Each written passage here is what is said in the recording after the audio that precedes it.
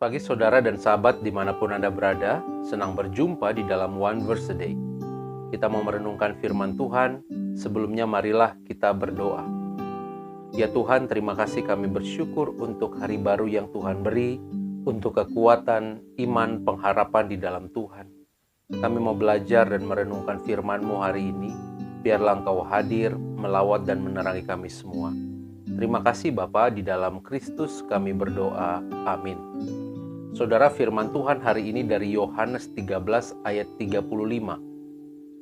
Dengan demikian semua orang akan tahu bahwa kamu adalah murid-muridku, yaitu jikalau kamu saling mengasihi.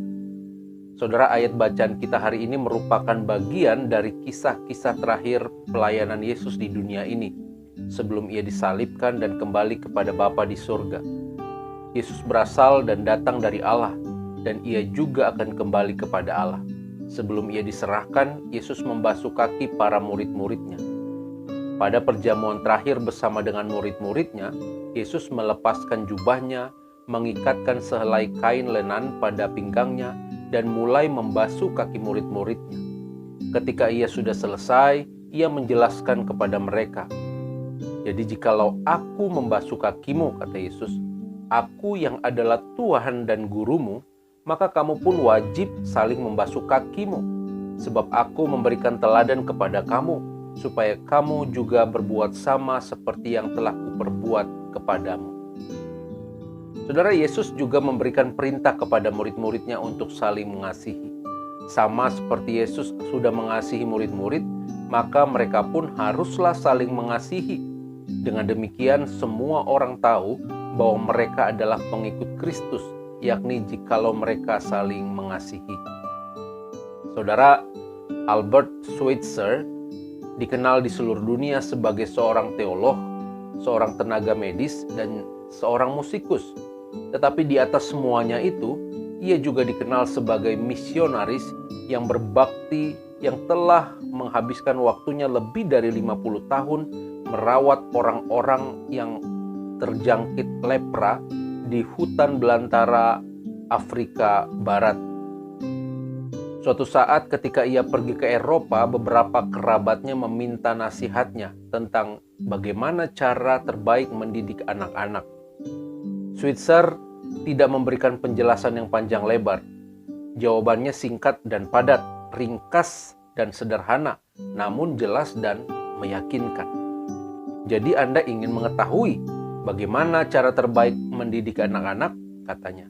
Baiklah, pertama dengan teladan yang terpuji, kedua dengan teladan yang terpuji, dan ketiga dengan teladan yang terpuji.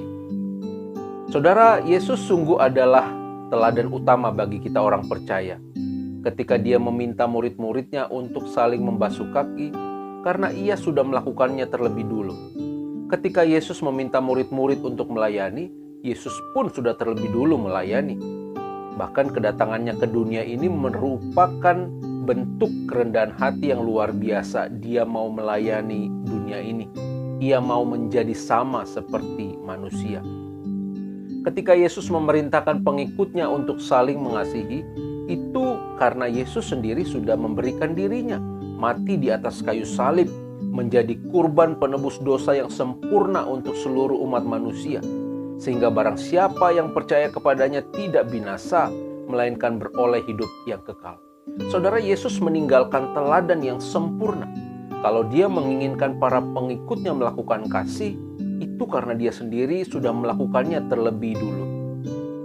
Sahabat, kepada kita pun saat ini diingatkan bahwa seseorang disebut pengikut Kristus bukan karena ia memiliki banyak hal, kekayaan, skill dan kemampuan, kekuasaan, kecakapan, dan sebagainya.